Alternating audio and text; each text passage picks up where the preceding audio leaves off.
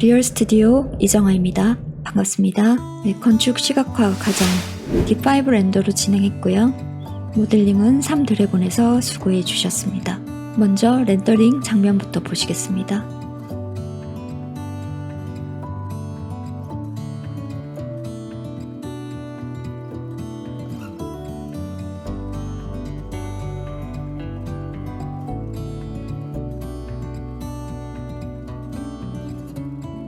네, 첫 번째 단계입니다. 파일을 변환할 때는 라이브 싱크와 D5 렌더 전용 파일로 변환하는 방법 두 가지가 있습니다. 두 가지의 장단점이 있지만 D5 렌더 전용 파일로 저장했을 때 D5 렌더 내에서 오브젝트가 그룹으로 인식되기 때문에 혹시라도 지우고 싶은 부분이 있다거나 재질을 수정할 때 조금 더 편리합니다. 파일 크기에 따라 시간이 다르게 소요됩니다.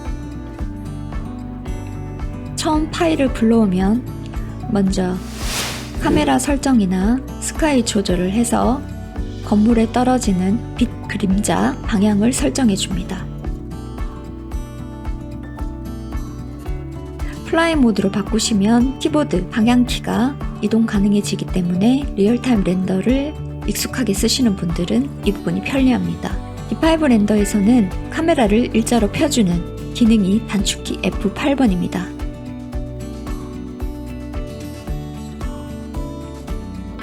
스카이 방향을 조절하고 빛과 그림자 방향이 정해지고 나면 세부 옵션으로 들어가서 이퀄라이저라든지 세부 옵션들을 보면서 조절을 해줍니다.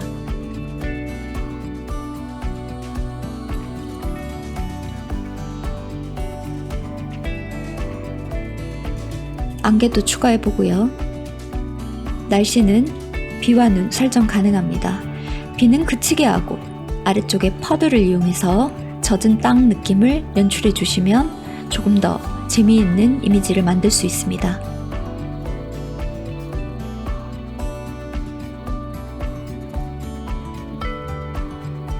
자, 재질 설정입니다. 유리를 투명하게 하고 주변 유리들도 재질을 설정하고, 재질 설정 부분은 D5 내에 있는 어셋을 이용해서 다양하게 재질을 넣어볼 수 있습니다.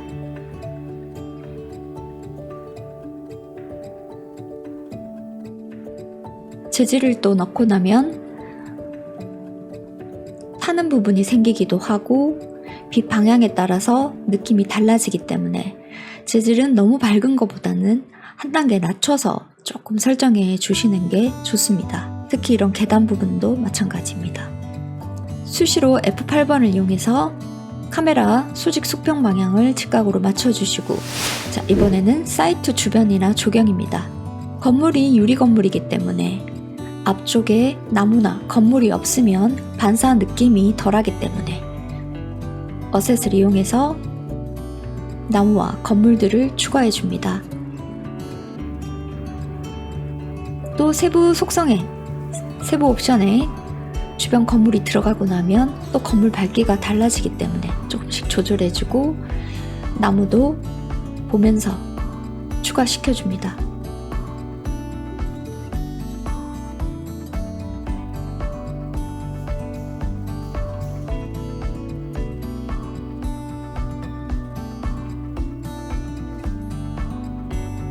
이렇게 큰 나무를 배치할 때는 구도적으로 어울리는지 잘 봐야 되고요. 이런 경우에는 다양한 경험이 무엇보다 중요합니다.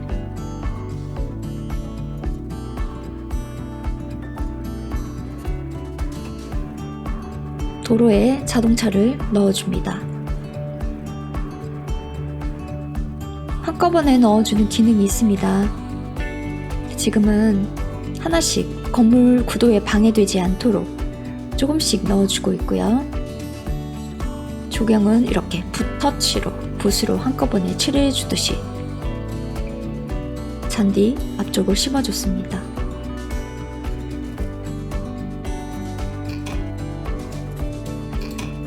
유리를 통해서 반대편 건물이 비치는 것을 볼 수 있습니다.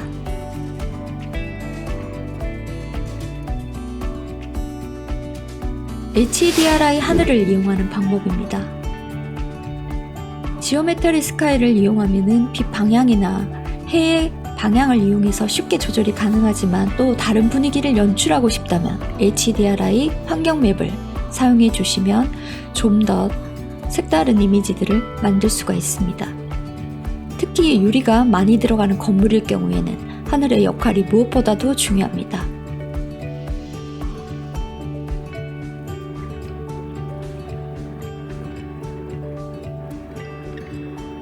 주차장 쪽에 자동차라든지 자전거 배치해서 좀 더 앞쪽이 허전하지 않도록 조금 만져주는 과정입니다. 내부에 조명을 설치합니다. 조명은 넓은 공간에는 사각 조명을 쓰고 부분 스포트라이트와 라인 라이트를 이용해서 공간에 맞게 배치를 해줍니다.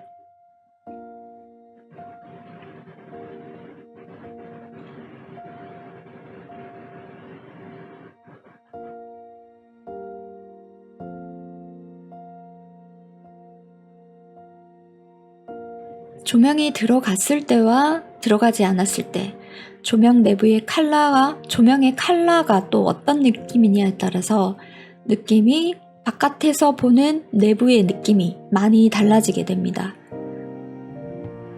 내부에 조명을 추가하면서 실제 조명등이라든지 어셋을 이용해서 가구를 배치해 주는 것도 좋습니다.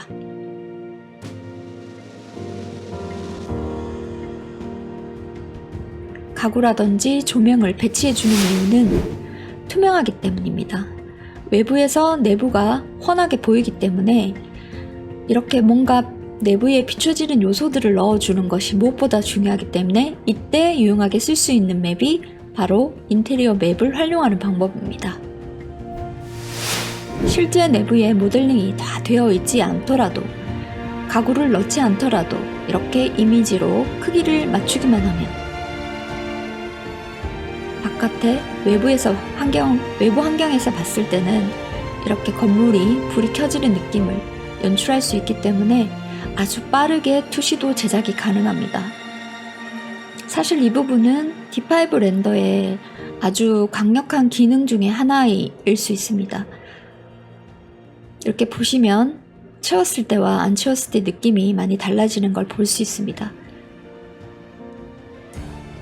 투명하고 비치기도 하고 그런 특성들을 잘 살려주게 되는 것이죠.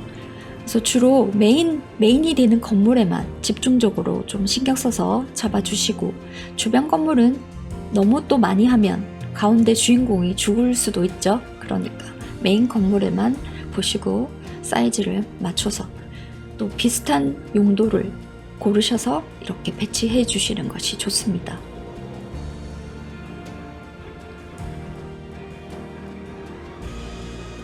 이렇게 중간 중정에는 휴게 공간을 좀 만들어 주겠습니다.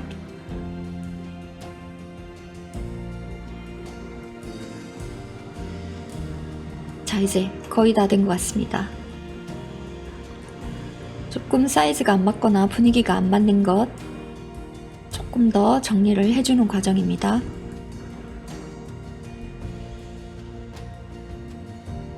자, 이제 최종 디테일을 추가하겠습니다. 조명이 들어가지 않는 곳, 또 자동차가 필요하다면 주차 공간에 자동차를 넣어주시고요. 이 과정에 이제 시간을 조금 더 투자하느냐에 따라서 퀄리티가 조금씩 달라지기 때문에 사실은 이런 작업들이 매우 중요하다 할 수 있겠습니다. 제 경우에도 이렇게 추가를 해서 어울릴 경우도 있고 또 어울리지 않는 경우도 있습니다. 그럴 때는 또 과감하게 생략하기도 하고 없애주기도 합니다.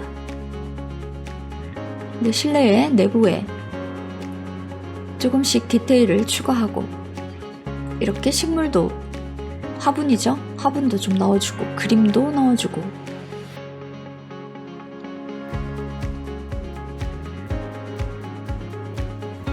한 번씩 저장도 꼭 해주셔야 합니다. 앞쪽 조경도 디테일을 조금 더 만져주겠습니다.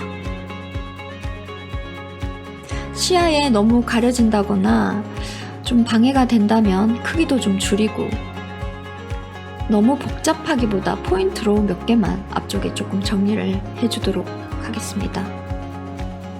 카메라 방향이 투시뷰이기 때문에, 카메라 방향 자체가 눈높이이기 때문에 지금 나무를 식자하는 과정이 그렇게 많은 시간이 소요된 건 아닙니다.